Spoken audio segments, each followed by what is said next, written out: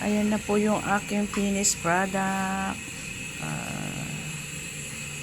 Ayan. Ayan na po ang aking finished product. Tapos po,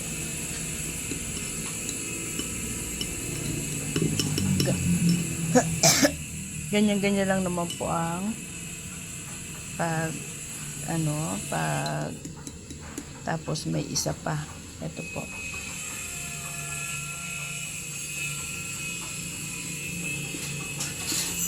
Ayan po yung pinakamantika nung ginawa kong latik. Kasi kailangan po niyan para pang hiwa mo dito sa ganyan po. Ayan. Actually, ipamimigay ko lang naman po ito sa aking mga hipag. Ayan po.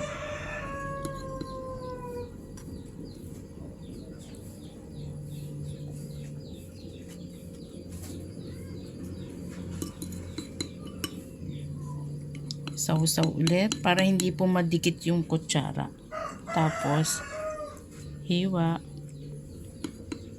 Tapos hiwa ulit. Ayan, ulit-ulitin lang po natin yung pagbibiyak para po magandang tignan at para magandang ipamigay. Ayan po. Ayan. Tapos ito pa yung natitirang latik. Ayan po. Ngayon po, ayusin din pa rin po natin. Ayan. Para maganda. Tipid. Latik pa more.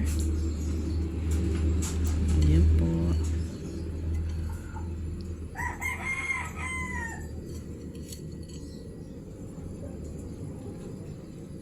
Ayan.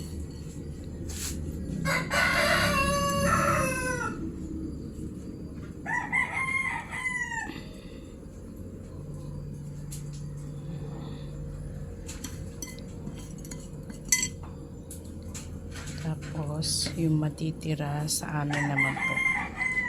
Ayan, nakagawa na ako ng isang maliit tapos isang medyo malaki po.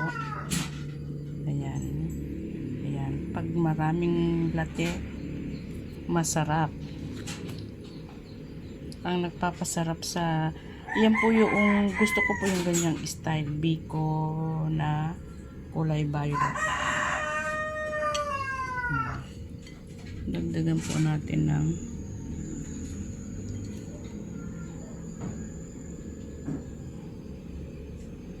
alin pa yung kukunti. Ayan. Masarap po yung medyo maraming latte. Ayan. Ayan po. Napakasarap mga kaibigan ng ating biko finish na biko. Ayan po. Tapos ito po yung isa. Ayan. Mga biko. Itong natirang latex sa amin naman po.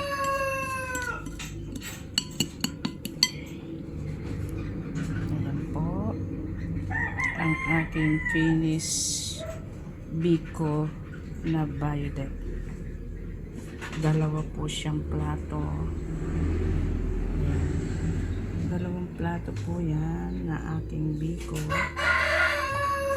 Ayan po, masarap na masarap. Masarap sana kang medyo malamig po ito. Ayan. Ayan po siya. More on biko. Ito pa yung natitira ko na biko sa aking kawali. Ia-ice ko pa to na sa amin naman po. Ayan. Tapos, ayan po ang aking biko. Isang platong maliit at isang malaki. Napakasarap ng Biko. Biko Violet po yan. Ang aking Biko. Biko. Ang aking finished product. Masarap po yung Biko na malatik.